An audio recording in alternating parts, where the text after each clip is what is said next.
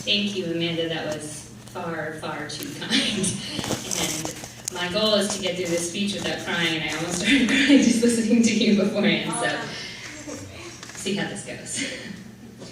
Thank you all for being here on this beautiful sunny day. I know it's a little bit of a sacrifice you've made, but I really appreciate it.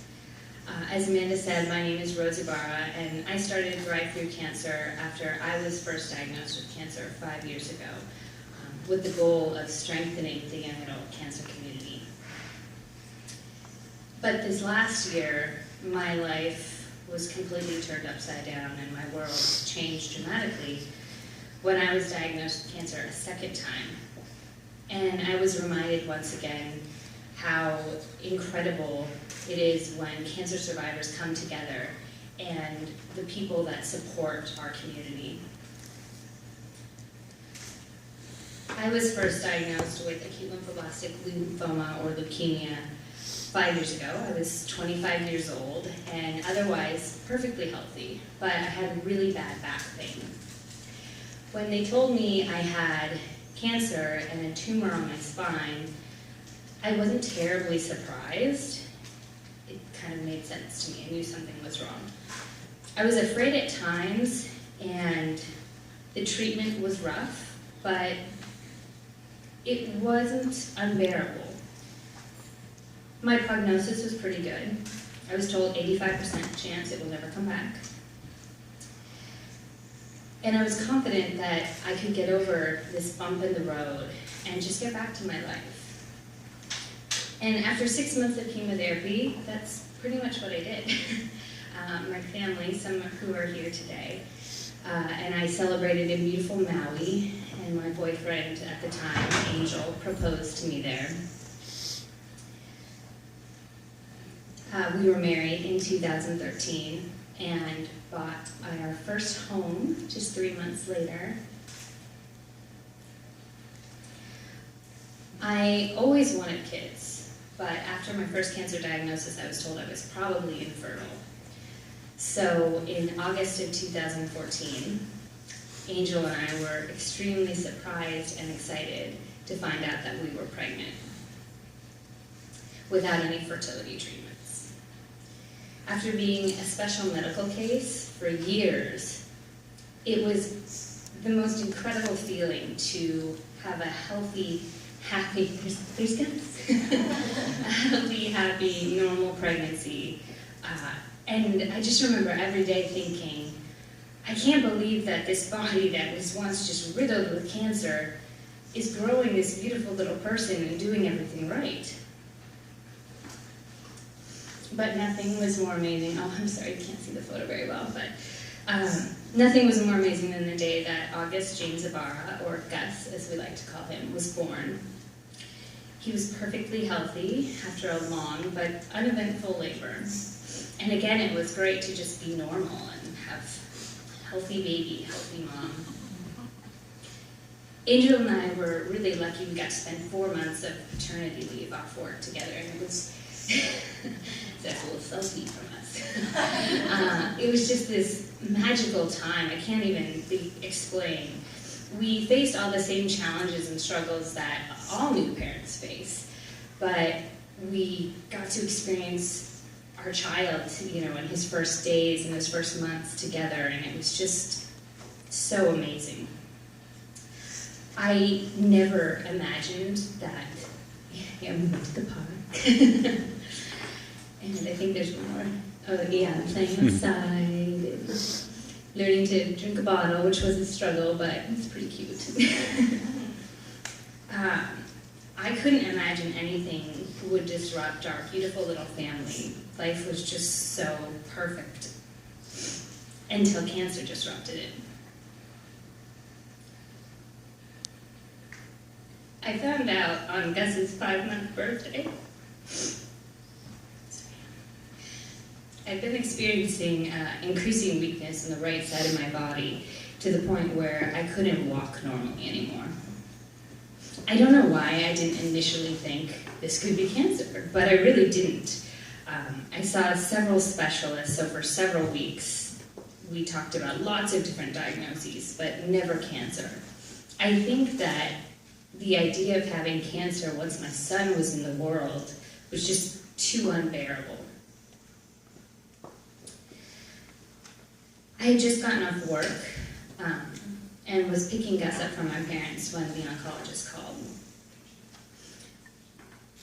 He told me my cancer was back and that 75% of my spinal fluid was malignant. I would later learn that cancer had also spread to my bone marrow.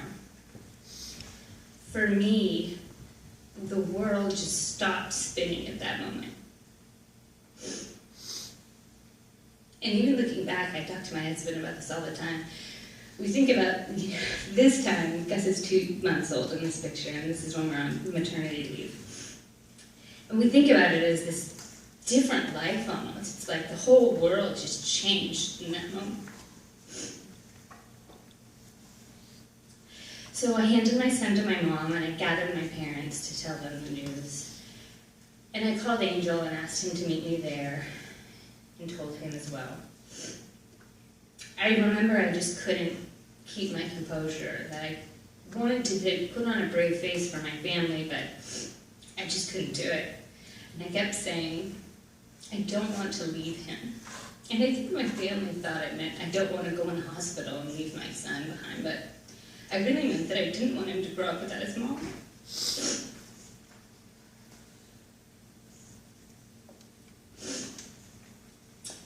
Angel and I were really sick with fear in the beginning.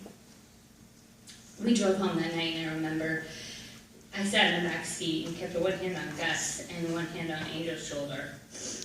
And we just both tried not to cry in front of the baby, because you can tell, when you're upset. But we got him home and put him to bed, and we sat and talked and just cried together. We were both afraid of the same thing, that I might not survive and that our tiny little family was going to fall apart. Even if I did survive, how was I going to raise a child and fight cancer at the same time? Not alone, I would soon find out. This picture is hard to see too, but it's my mom with my son Gus. She's been taking care of him the most.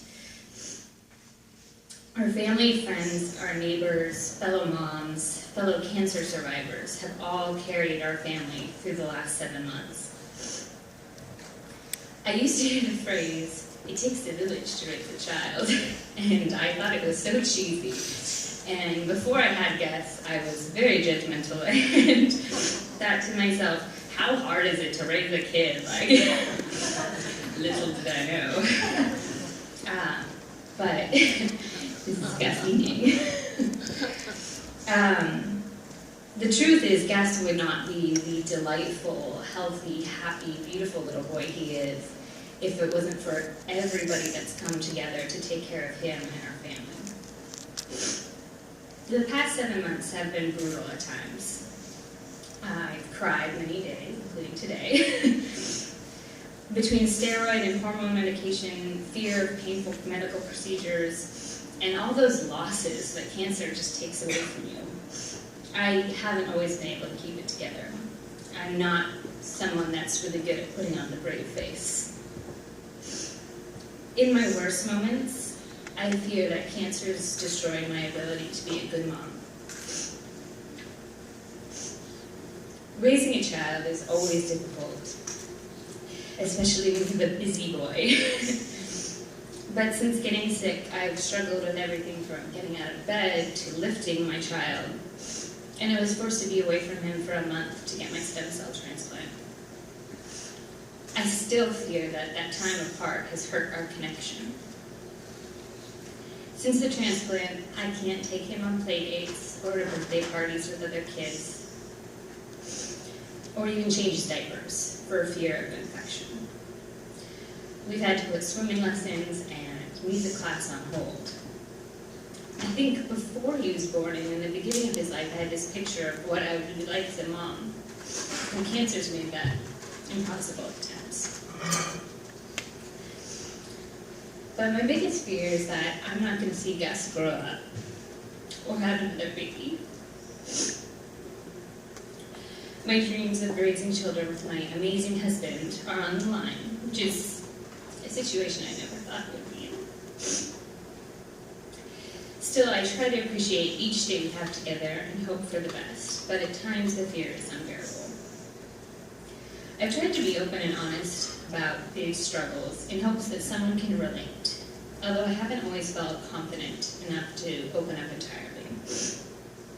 I have my limits, and when things are too difficult to share, I don't. But when I do, the response has been amazing.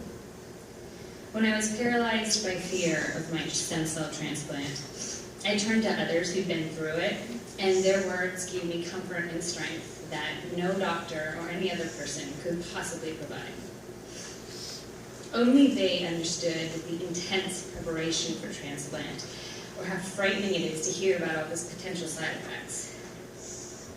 They gave me advice on long hospital stays, and continue to encourage me to rest and take care of myself as I continue to recover. When I felt overwhelmed by motherhood, I talked to other moms who'd been through cancer treatment. When they called, I didn't have to keep it together. They understood my tears. I can look at so many strong cancer survivors, many who are here today, who are out living amazing lives, and I hope that I'm just as lucky as you guys. Think about your Facebook feed. Most of your friends are probably posting the best aspects of their lives, their latest vacation, or their cute haircut, or their cool new car. It paints this really unrealistic picture of life, especially when you're facing any struggle, cancer included. But I've learned that if you don't share the truth, you can't really connect with others. And if you don't ask for help, you won't get it. Today is day 67 after my transplant, and my doctors say I'm doing really well. But I don't think I would have the strength to stand here today if it wasn't for everyone who sent a note or a gift, brought dinner to our house, gave us diapers, cleaned our house, or prayed for us. Thanks to you, each day I feel a little less afraid and a little more hopeful. I don't know if my cancer will ever come back, but with the support of so many people around me, I'm choosing to believe that I can survive this disease and live a beautiful life. No matter what happens, I'm grateful for every moment I get to spend with my family and loved ones. And there have been some wonderful moments over the past 7 months too. Like Gus's first Halloween, and Christmas, and watching him learn to crawl and stand. Hopefully someday he'll walk. His first time on the swings. Or just the other night when he let me hold him to my chest and snuggled with me while I sang to him. Cancer may have disrupted life for my family, but we will only be stronger because of it. There are 70,000 young adults in the United States diagnosed with cancer each year. It's not a tiny number, but when you're first diagnosed, it's really hard to know how to connect with someone else that can relate. This event is designed to help with that. I hope that today we can all get to know each other a little better and make this community even stronger so that we can continue to support each other through cancer survivorship. Thank you all very much for being here.